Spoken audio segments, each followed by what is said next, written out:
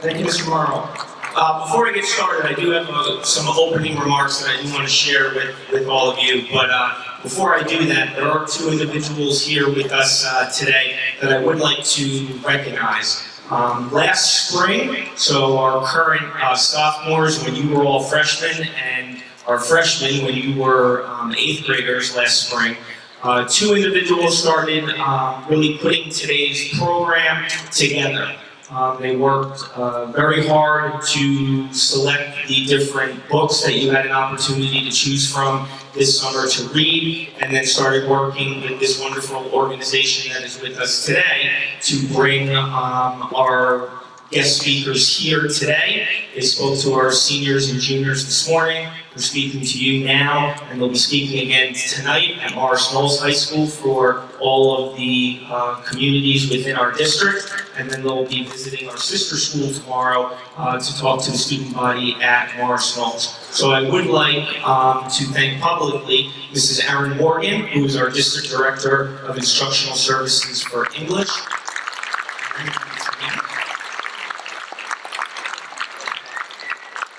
Also, Mr. Jason Collinsworth. Mr. Collinsworth, if you could stand. Mr. Collinsworth is an English teacher over at Morris Knowles. On behalf of Morris Knowles, for making this possible for our students, so thank you. So several years ago, the Morris Knowles Regional District embraced the concept of a summer read. This new experience, however, came with a rather unique twist. Rather than assigning a different book to each grade level and formulating a culminating assignment for each grade level, a common practice in many local high schools across the country and state, our district had a different vision.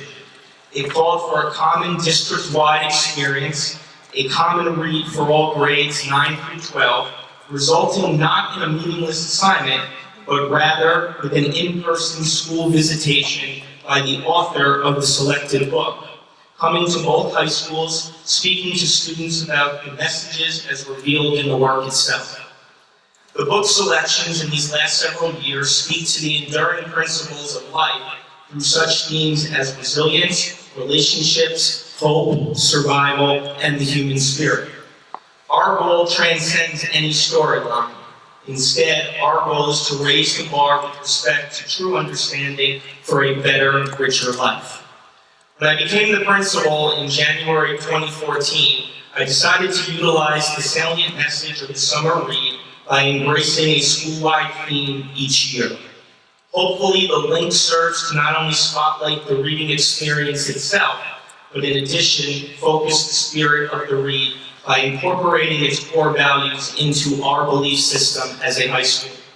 This year, instead of one book selection, our district offers students 6 choices, all focusing on a period in history that we know as the Holocaust.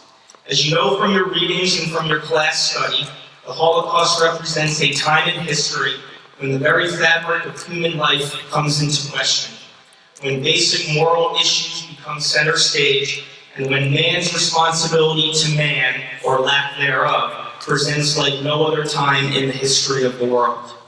It may forever be seen as the darkest hour of the 20th century, but at the same time, due to resilience and courage of so many, a time to celebrate the human spirit in all of its splendor and wonder. Today, Morris Knowles High School embraces as its school-wide theme, United in the Embrace of the Human Spirit, as a result of the Holocaust itself. Here to give us greater insight and understanding into this incredibly complex time, we are privileged to welcome guests from the Holocaust Council of Metro West, bringing us Survivors Speak. They are the true eyewitnesses, and they are here to share the story that we must never forget, must never trivialize, and must never, ever allow to repeat itself. Ladies and gentlemen, it is my great honor to now turn the microphone over to our esteemed guests as they present to the student body of Morris Knowles High School, Survivors Speak.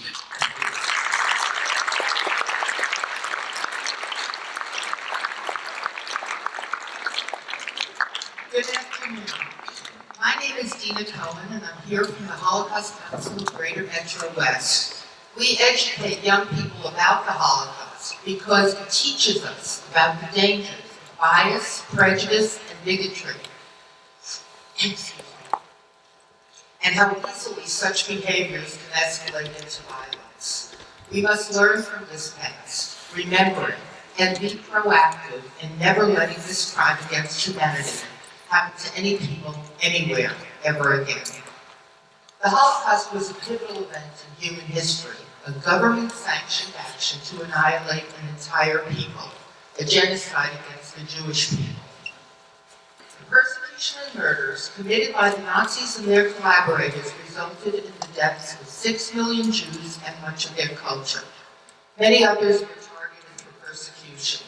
Communists, trade unionists, Roma, homosexuals, Jehovah's Witnesses, Slavs, the elderly and disabled, and all others who did not conform physically or politically to Nazi standards.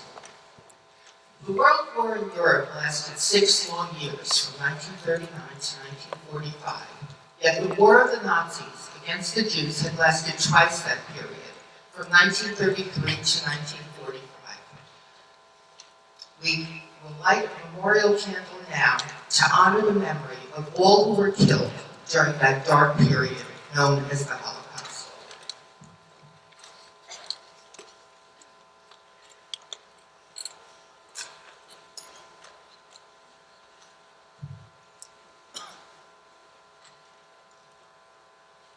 Today you will hear from 2 survivors who were around your age when, well, one was younger, one might have been a little older, when they first encountered Nazi persecution.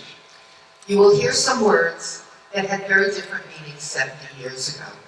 When you hear the word ghetto today, you may think of just an area housing similar people in a city. When you hear the word camp, you may think of a carefree summer experience. But 70 years ago, those words defined prisons, which housed people who had committed no other crime than being born Jewish. The Holocaust touched the entire continent of Europe, and every survivor history is different and unique. There is nothing as powerful as listening to a survivor speak, and when you hear a witness, you will become a witness to this history and a very important link in the chain of never again and never forget. So I'd first like to introduce Gina Lanciter, who's from Poland. She'll speak first, and then Joe Oberleiter from Hungary will speak after her.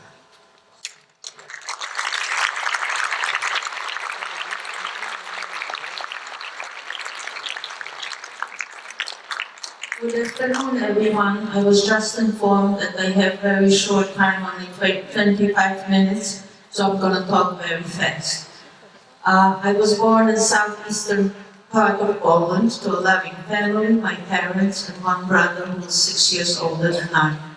Both my parents came from large families, so I had many cousins and aunts and uncles, and since we lived in a small town, we were able to see each other very often, and life was pretty good.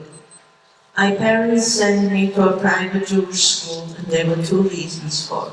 One reason was that anti-Semitism was very prevalent in Poland before Hitler came to power, and my parents did not want me to be exposed to certain remarks.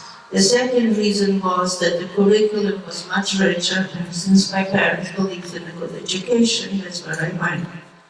I had a very good time in school. All my friends were Jewish, the teachers were Jewish, and life was pretty good till 1939, when Hitler declared war on Poland.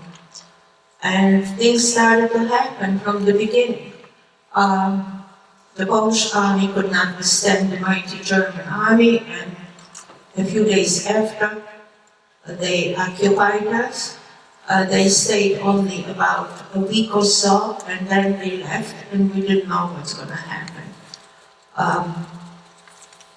Then the Soviet army marched in, and we realized that Hitler signed a treaty with the Soviet Union, and part of Poland, the eastern part became the Soviet Union, the western part became Germany.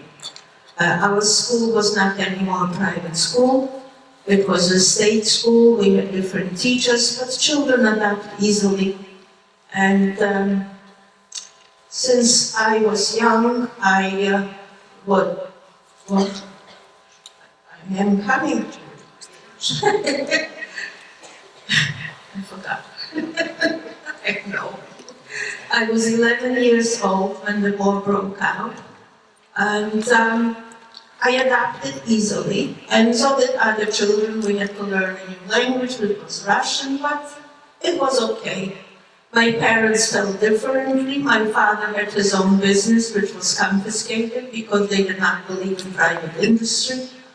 And we had to give up some living space. They don't believe in people living very comfortably.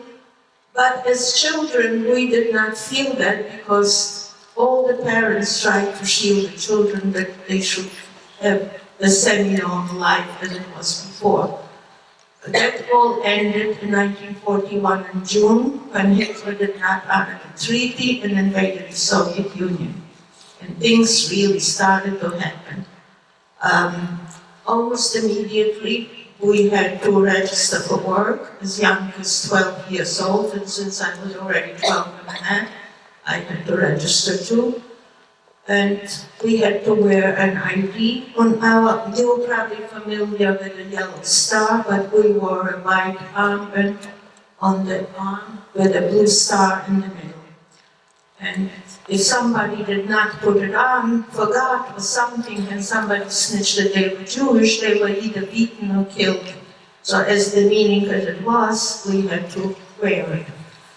Work was very hard. I worked in a brick factory, making bricks by hand. My mother worked with me, and we came home and our hands were full of blisters, and the day lasted 11 hours, 10 to 11 hours.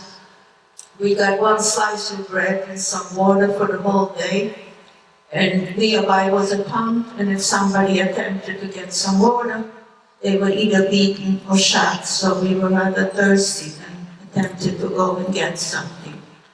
That lasted for quite a few weeks. Then I was taken to work in the fields, picking hops. I don't know if you know what hops are. They grow on very tall stalks, and the leaves are very harsh, and we had to pick off the leaves, and they make beer out of them. And again, no protection for our hands, so again, blisters and pain and so on. I remember my aunt worked with me, my father's sister, and many times she gave me half of her bread because she said she's not hungry. I'm sure she was hungry, but she wanted to have a little bit more, which all parents did, because they believed that the younger generation has a better chance of survival, and if they have a little bit more food, maybe they'll be able to last longer. Roundups happened during that time. They used to catch people at random in the street or go to houses, but always somebody, there was a rumor, somebody who was maybe kind enough, worked in the Gestapo headquarters or at the police station and leaked out some information, so people built hiding places.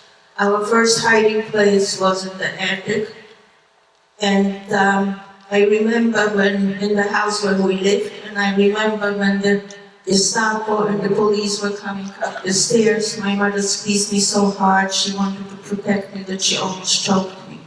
They didn't find us. And it was the Day of Atonement, Yom Kippur, the holiest day in the Jewish religion. They always pick Jewish holidays because they knew that people will concentrate more. My brother was not with us anymore because when the Germans were approaching, he and some fellow students decided to go towards the Russian border to escape the Germans. Until today, I have no inkling what happened to him. Some people came back, but none of his group returned.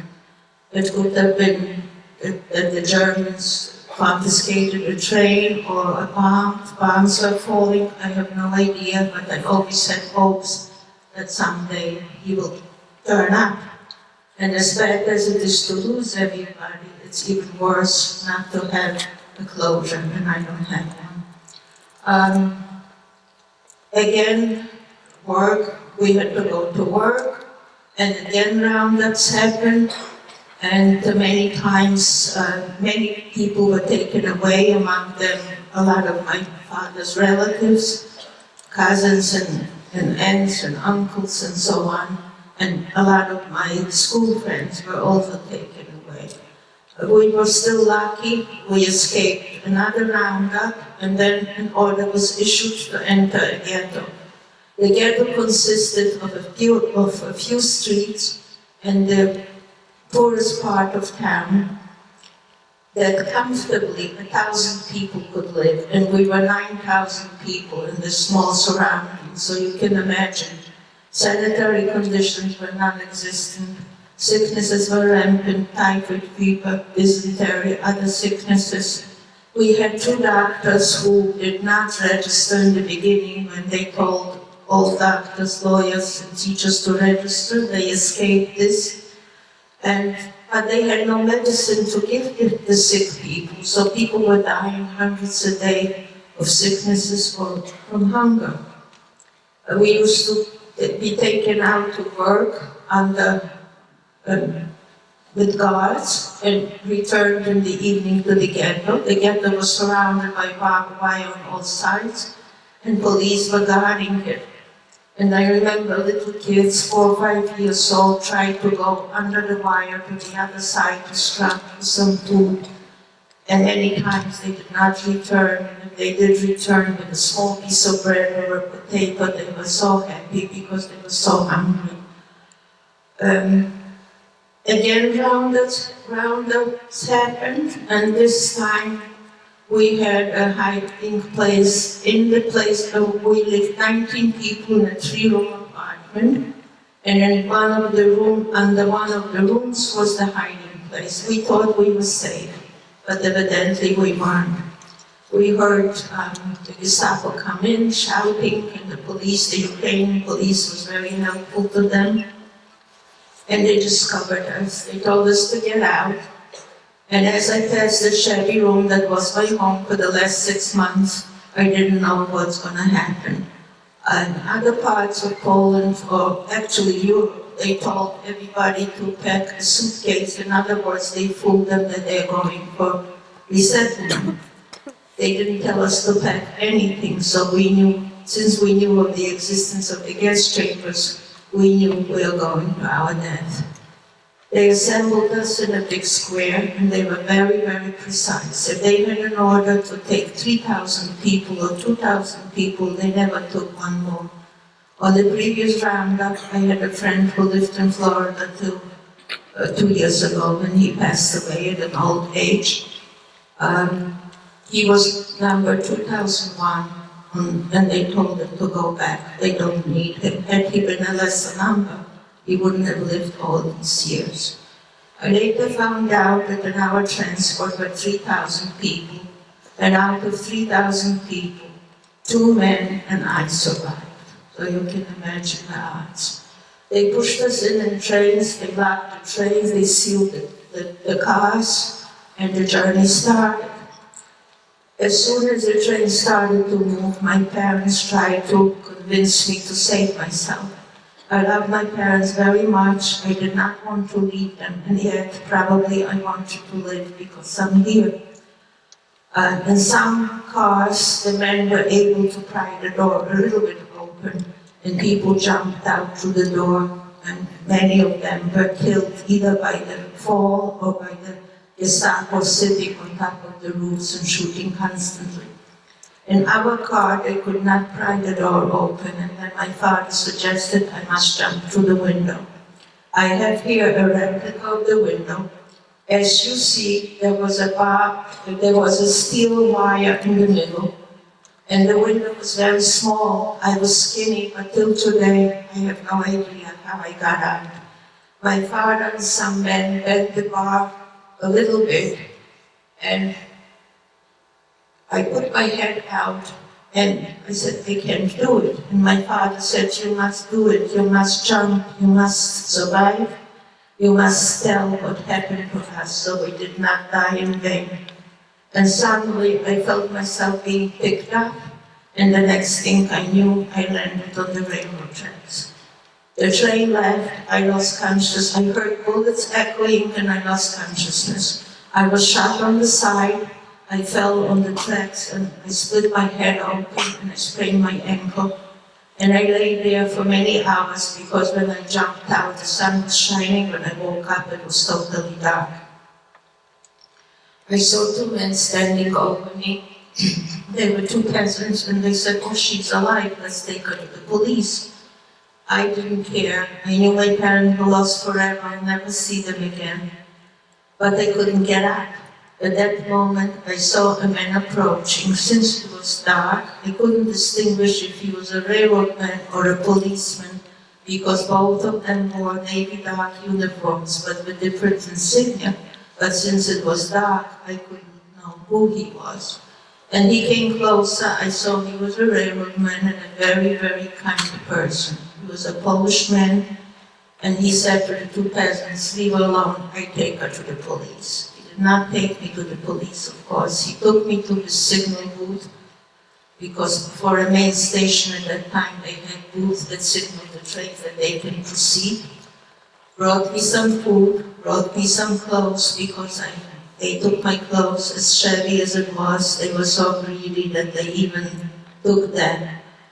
And kept me for one night and saved my life for one night. Early morning, he asked me what I intend to do, and I said, I would like to go back to my hometown. I thought if I get back to my hometown, I did not know that it was cleansed totally of Jews. I thought it was just another roundup. I'll find some relative or some friend that I could be with. And he said, "You're 200 kilometers from your town. How are you going to get there?" I said, "I have to." And he said, "Follow the tracks." I followed the tracks for 4 days. I had no shoes because they took my shoes. And then I stepped on a piece of glass and the bottom of my left foot was infected. But I didn't feel any pain. With a sprained ankle, with all this, I walked. And I saw many dead people laying at the railroad tracks because there were probably many, many trains that day or other days that were going to the gas chambers. I slept in a bed in a barn. I slept on a cemetery, and when I woke up, I said, "My goodness, I'm on a cemetery, I'm not even scared." And then I talked to myself and I said, "You have to be afraid of the living people, not of the dead. The dead people cannot hurt you." On the 4th day, I could not walk anymore. And I came to a small village and I saw a church. I did not believe in God at that moment. Nevertheless, I went into the church and I prayed, and I never prayed so much in my life as I prayed that day. When I walked out, I saw a man walking with a little girl. He did not wear the cassock of a priest, but he looked very saintly to me. I walked over and point blank asked him, "Are you the priest of the village?" And he said yes. And he knew right away I was Jewish, because a Christian child would have approached him in a totally different manner, because the clergy was very, very revered in Poland. And he said, "Where do you come from?" And I told him, and he said, "Come with me to my parsonage and I will help you." And this saint of a man gave me a Christian birth certificate and a perfect letter in German that I come back from work from Germany, because at that time they took also Polish and Ukrainian people to work to Germany, but under totally different circumstances. They had food, they had lodgings, some went even willingly to make money. And I want to point out that it was 1943, it was a very dangerous time because the Germans were losing very heavily on the Russian front, and everywhere were soldiers and Gestapo, and they were reinforcing their troops.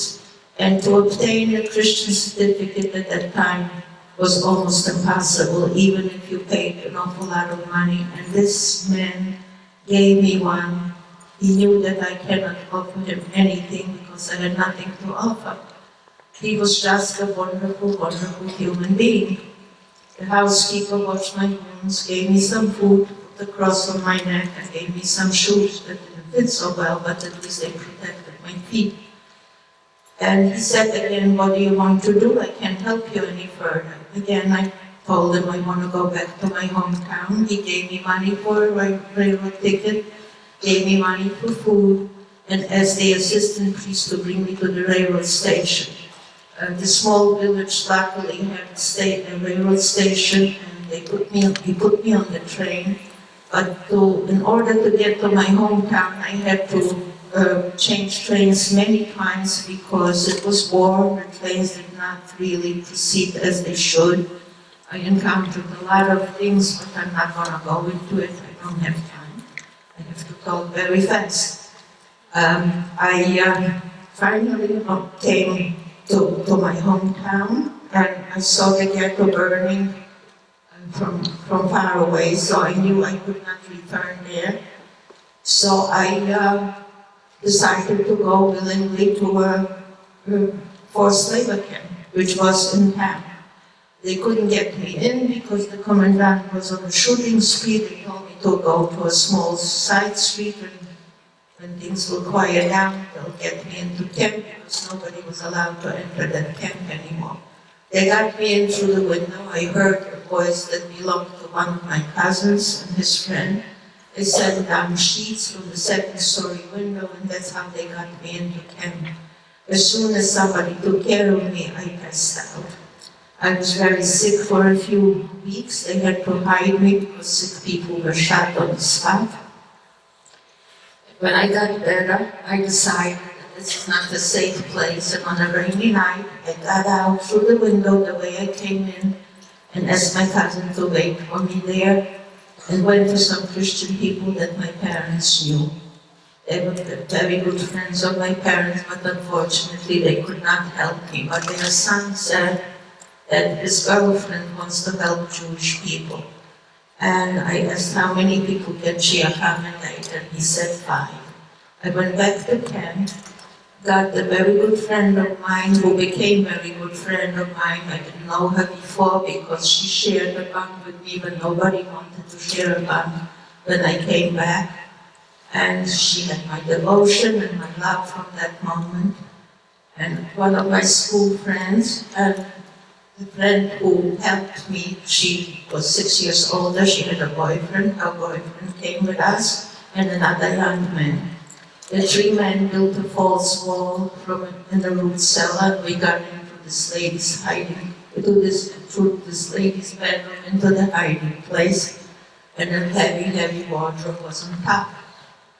We were there almost 6 months. She was very good to us. She had to scrounge for food all over town because she couldn't buy in one place, because the suspicion would be, well, does she need so much food, one person?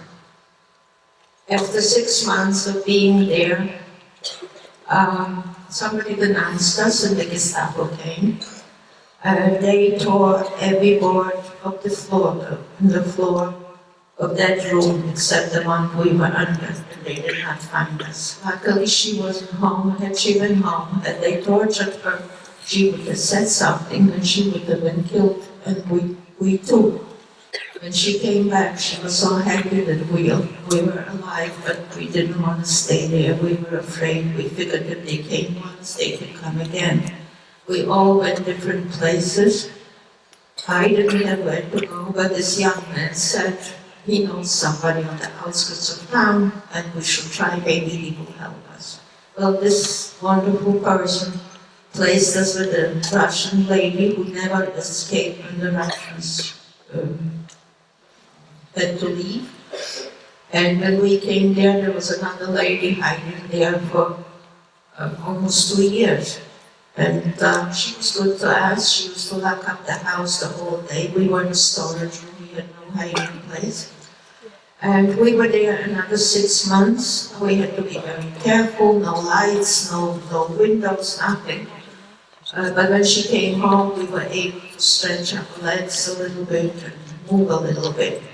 6 weeks before liberation, The Germans were losing very heavily on the Russian front again, and since we were on the outskirts of town with a big meadow, they brought a whole battalion of soldiers with ammunition and tanks and so on.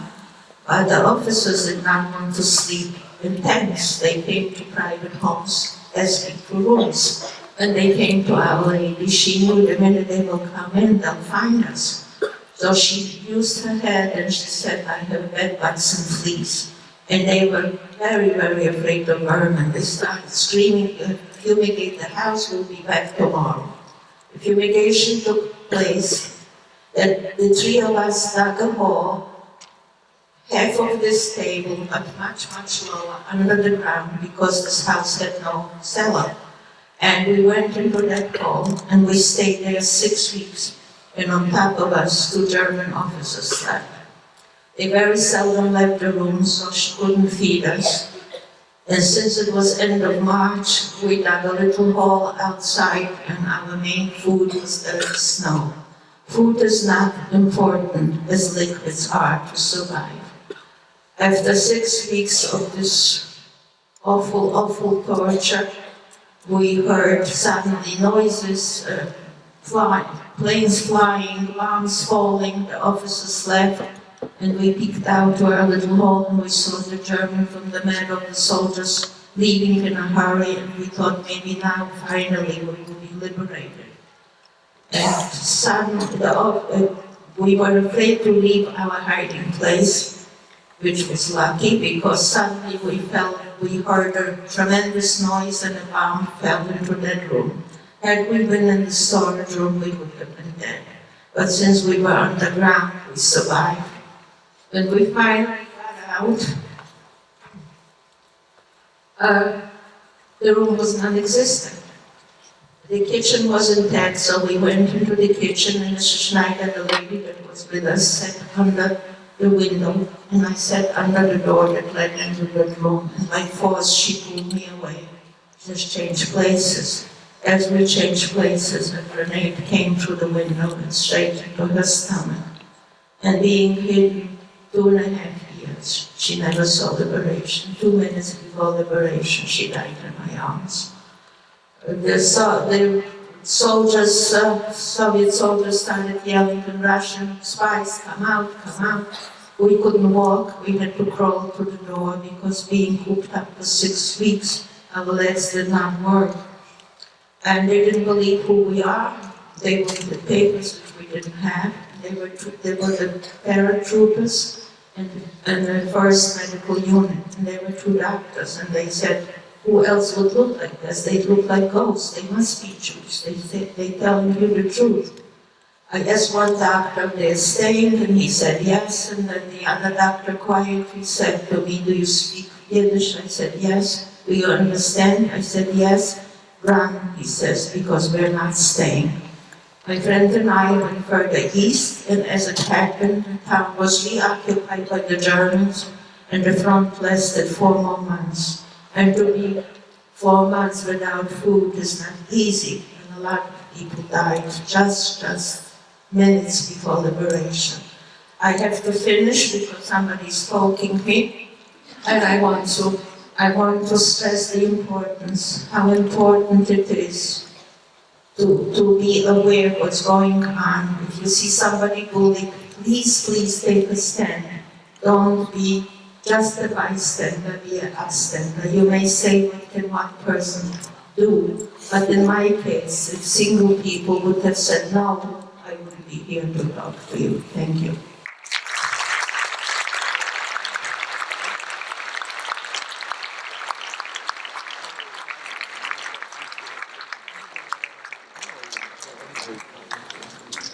I would like to introduce Joe Underlider. Joe is from Hungary, and actually around the time Gina was being liberated in 1944 is when the Nazis marched into Hungary, although Hungary had many anti-Semitic regulations and actions before that. Thank you.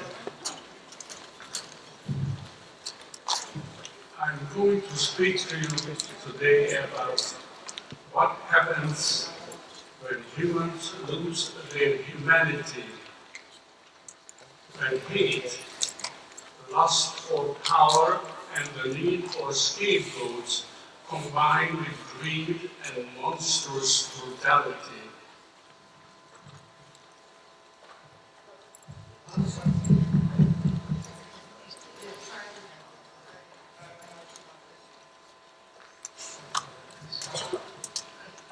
I am going to speak to you today about what happens when humans lose their humanity, when hate, lust for power, and the need for scapegoats combine with greed and monstrous brutality. When supposedly rational and civilized people disregard the basic human rights of others by tearing families apart and killing in cold blood and more. Every word you will hear has been experienced and chiseled into our being.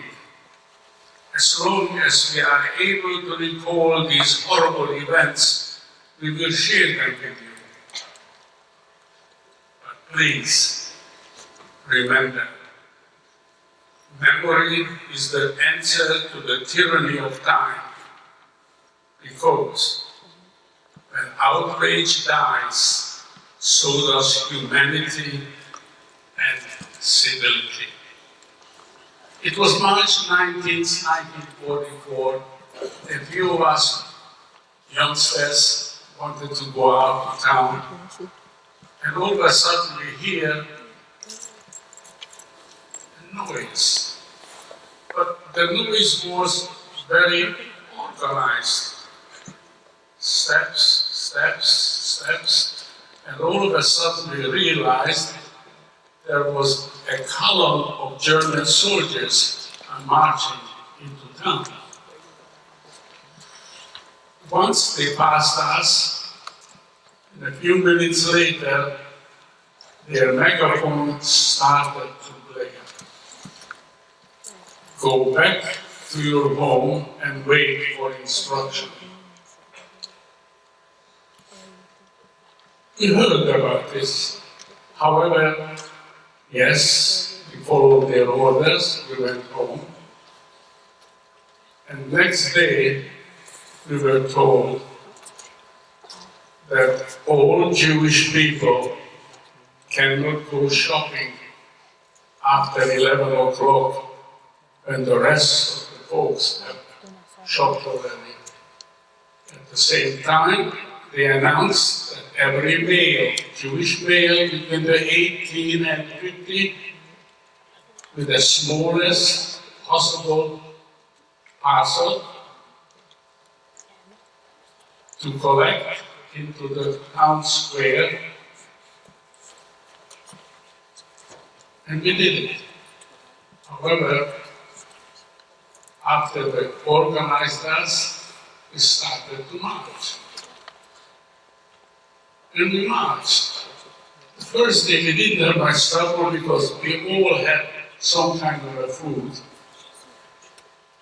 But after the second and third day, we had a problem. We had no food. And we marched.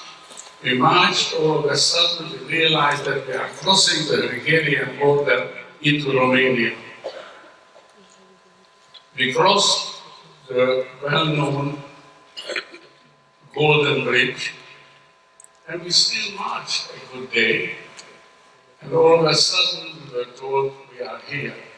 It was the most beautiful that nature could create, a valley. We were told that this is it. Your bed, whatever space you will take on the ground, on the grass, and if you want a pillow, just dig yourself out a pillow, and that will be the pillow. And all of a sudden we were told the reason for us to be there, and we were told that we are not very far from the only resource in Europe is Ploiești in Romania. And we are going probably bombed. And we are going to replace the railroad lines.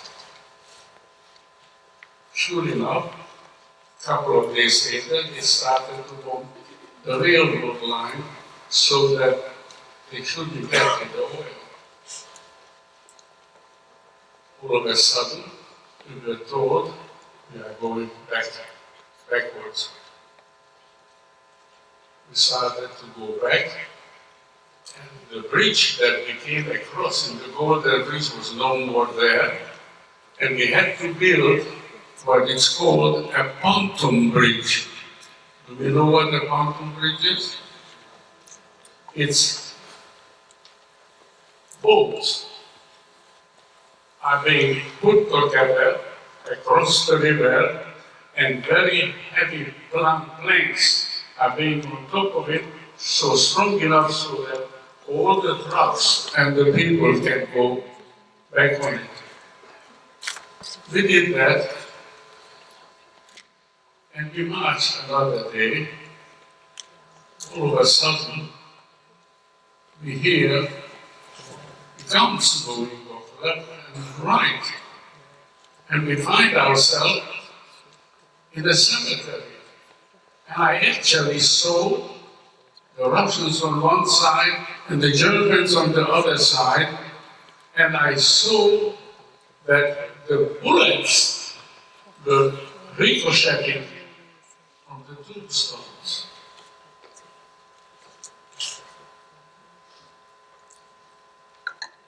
I had friends on either side of me, and we are going and going, and all of a sudden I look down, this friend is dead, this friend is dead, and I keep on moving. And I kept on moving.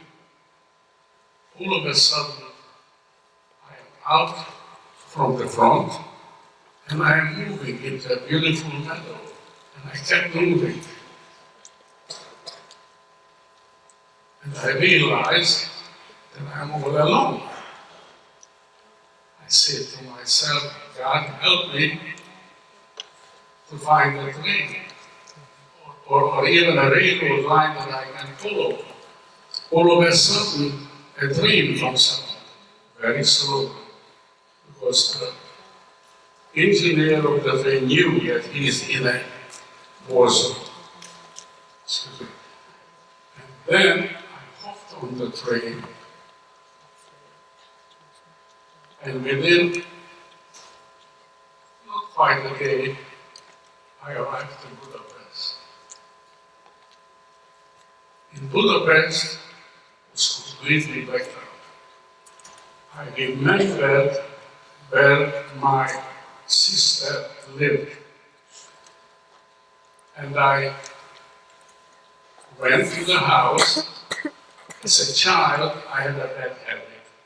I used to drag my heels. And I started to drag my heels under her window. All of a sudden, my sister says, "Joe, is that you?" They opened the gate. I went in, and that was the first night in weeks that I have slept on the couch. Reunited happiness. All of a sudden, next morning, tremendous banging on the gate of the house, and we were told to get down to the court of the house. And we were told we are going to march out.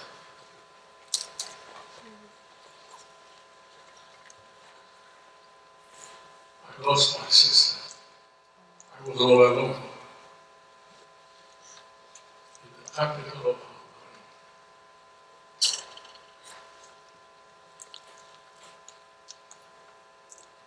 I was on the street. I was cold.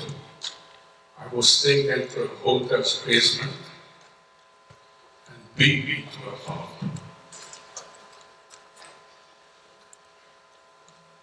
They let me go. And I'm trying to get something to eat. It was difficult because I had an old raincoat on with a yellow star on it. I didn't have the yellow star already, but it was faked in by the sun. And I had to put my hand in the pocket to turn the jacket. I was caught again. This time, they took us on a boat to the other side of Budapest, Buda. They took us into a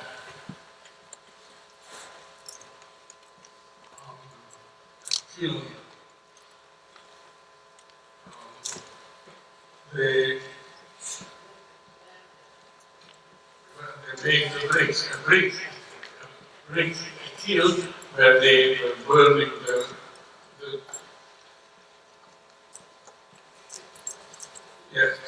the bricks. Thank you. And we were there, all of a sudden we are trying to move around. There was one or two bulbs hanging from the ceiling, and realized we can't move because there were 10 or 12 inches of dust. And once we disturbed the dust, we had no water, we had no absolutely nothing, and we were thirsty. All of a sudden, a tremendous bang on the gates of the kiln, and they announced that the Swedish government is going to distribute papers for us so that we will be saved by the Swedish government. We went on the street again. I was caught again. This time I was more beaten up than before.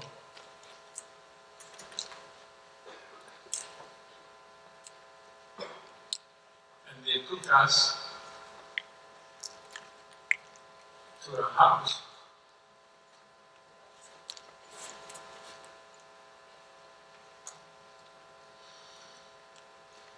And we were there one night. In the morning they told us to come down. It's a typical Hungarian house, 3 floors, and with a center court.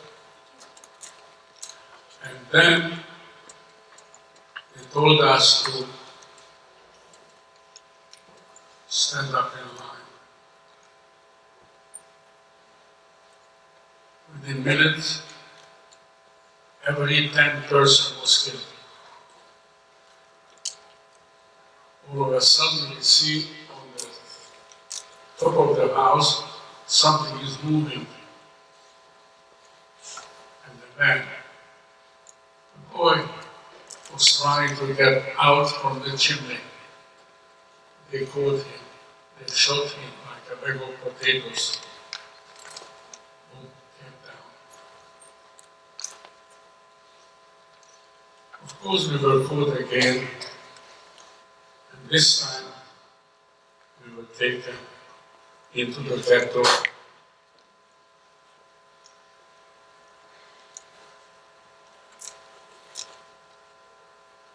And all of a sudden we see, and we are told that there are about 40 or 50 little children in diapers running around. We went to see them that night, a friend of mine. We went out from the ghetto and tried to steal some kind of a linens or something, at least to clean them.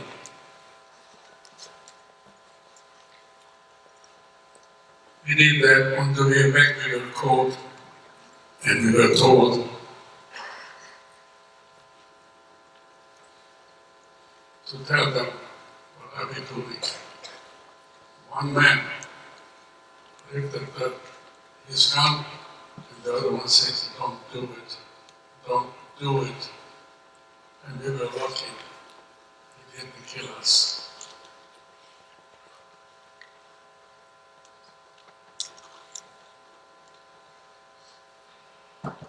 After that, the Germans and the Russians started to bomb the area where we lived. And after the sirens went off, the youngsters were told to go and collect the body parts.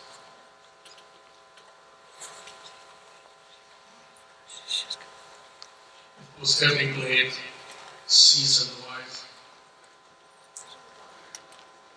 The Russians were already surrounded Budapest. People could not be buried already because all the cemeteries were outside of town. And we were told there is an empty store, collect the bodies and put five across up to the ceiling.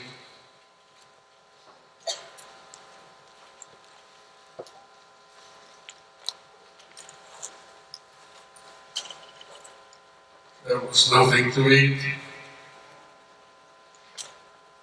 There was nothing to do but collect dead bodies.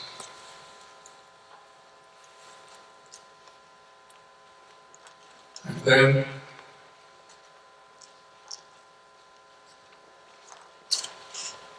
the Russians freed Budapest. It was horrible. They were just as bad as the Germans. But before that, I was working in a shoe store. And all of a sudden, the children and the ladies were downstairs. The men's department was upstairs. All of a sudden, I'm coming back from lunch, and I let out a cry. I said, "Mother! Mother! Joe!" She looks at me strange. She said, "No English." I said, "I understand. Don't you remember me?" And the person said to me, "We Greek." She was a Greek person, the absolute image of my mother. So it was a very, very rough time emotionally. The area where we were in the ghetto, we were an old neighborhood of mine.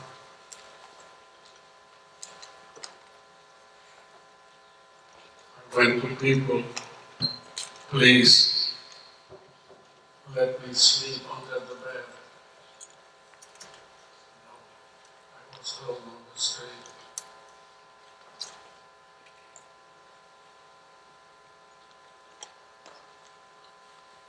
And then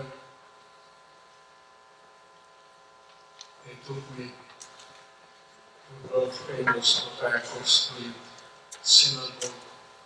I was already half gone. And they literally dragged me in. They gave me a dish of milk. I couldn't eat. I had no teeth anymore. And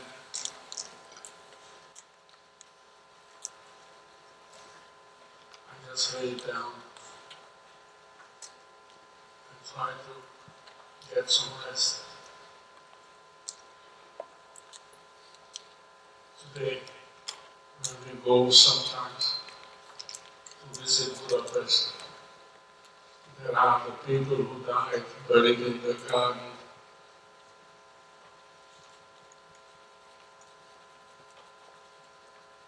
Yes, they killed my mother. They killed my wife's mother. They killed my youngest brother.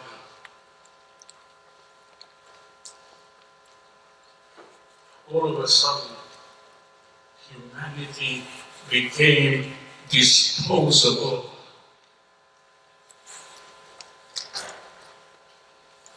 It was a horrible feeling.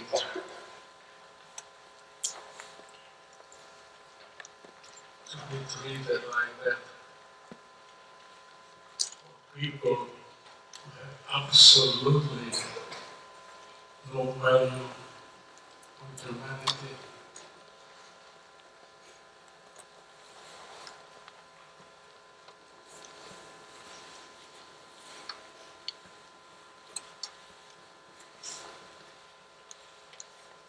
It was difficult.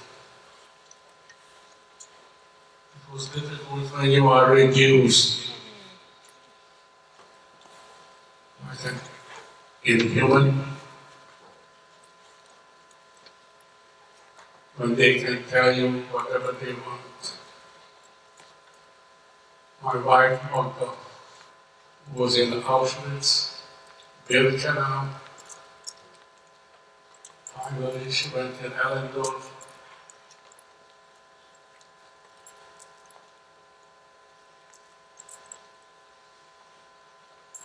She worked there. She emptied bombs with mustard gas. She lost all her teeth. Her little hair that she had after she was shorter like a lamb, yellow from the gas.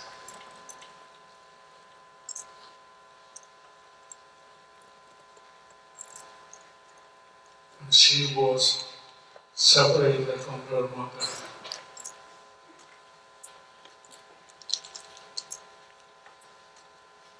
Standing naked in front of a man whose life was, the people's lives were in his hand, who said, you left, you live, you right, you go.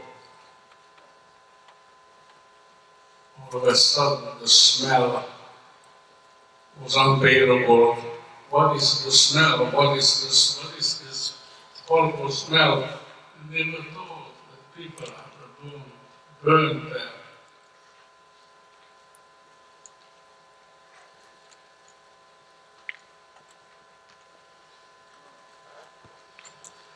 In conclusion, there will be those who cannot or will not face the truth for various personal or political reasons. They would put a spin on the events that they and so many others have experienced firsthand. Some will go so far as to deny that it ever happened. We also wish it had never happened, but wishing doesn't make it so. If you are ever faced with such a dishonesty, remember that you have heard this directly from survivors. Please remember that those that do not learn from the past are destined to repeat it. You see, what happened to us did not happen in a jungle surrounded by wild animals who are born to kill in order to survive. As I said before, these atrocities were committed by civilized people who took it upon themselves, who forced human beings to be disposable by the millions.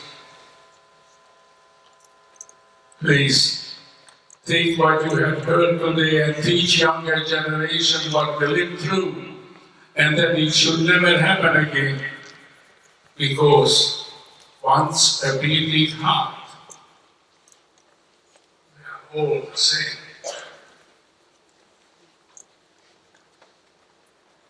We suffer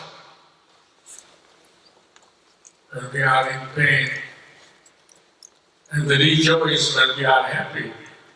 The green eyes, the brown eyes, the gray eyes, and yes, even the blue eyes.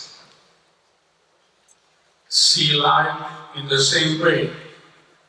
But how we react to what we see is the difference for humanity. I thank you for your patience.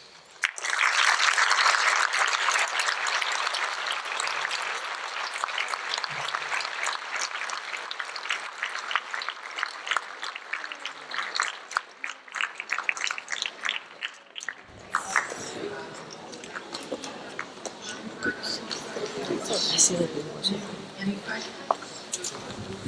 Or are you too taken aback by what you've heard? Anyone? I'll take it. Oh, yes.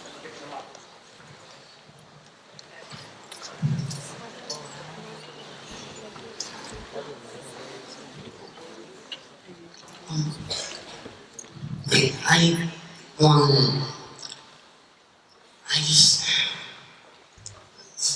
before I ask a question, I just want I just have noticed that people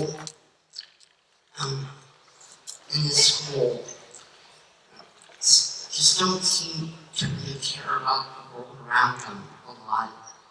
And it's really depressing to me that these people just seem to care more about themselves than other people who are suffering from these kinds of things and who have suffered from these things. What would you say would be the best way to make sure that even when you have passed away, that people can still realize that this happened and that people are still suffering and that people have suffered. You know what I mean?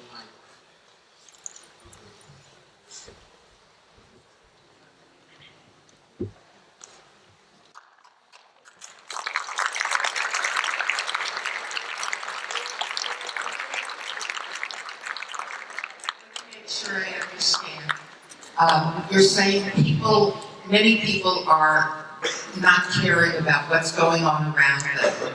And what would the survivors do to change that and to make people remember beyond their lives into the future is that correct?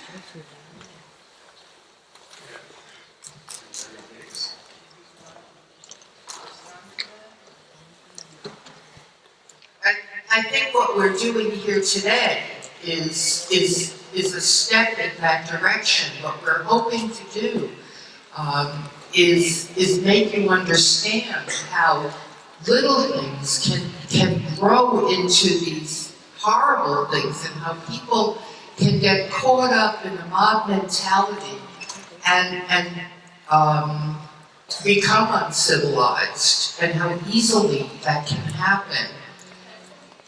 And it's happening now all over. And hearing these stories and internalizing them should help to, we hope, make better people of us all. And also, there are. Okay. For us who survived, what's happening today in the world, for us is a deja vu.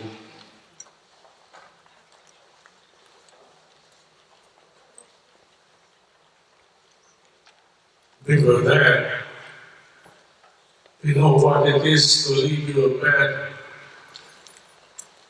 and go into the wilderness.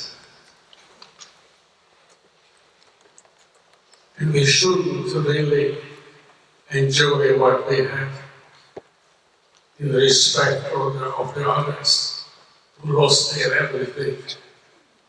Because a human being, it is not right. We should do more, much more.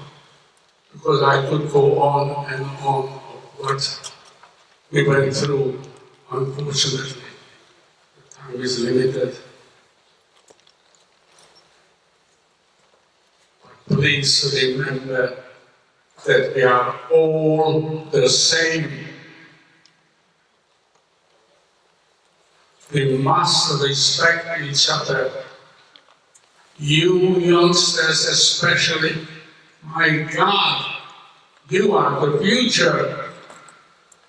You are what we will have in the future. You have a big responsibility, but before you make wrong move, please think, count to 3 at least, and try to help whoever needs help. Don't tolerate a bully. Don't get physical. Just get him on the corner. What's wrong? What can I do for you? Once upon a time I spoke to a very learned man, and he said, you know, there are people who have absolutely no reason. I don't like him. I have no reason. He's so unsympathico. We know what the word it means. And you have to go to that man and tell him, you know, I don't know why I don't like you. Why don't we have a cup of coffee? And let us exchange if we have any problems. And then they became friends for life. So sometimes we have to go out of our own way to approach a problem if you have. And you will feel so much better because you have an awful lot on your shoulder. This building is your temple. This is where you are being shaped by dedicated people, where your future is being shaped for you. But you have to do it, because it is not you. You know already what you're going to do, but you are responsible for your children. Every person is responsible now for the next generation. Yes, I'm going to college, wonderful. Yes, I will get married. Yes, you are going to walk the corridor of the hospital because you are waiting for the birth of your child, and it's announced, it's a little boy. And then you go to the window and look at the child, and it will hit you like a ton of brick. This is my responsibility. Thank you so much.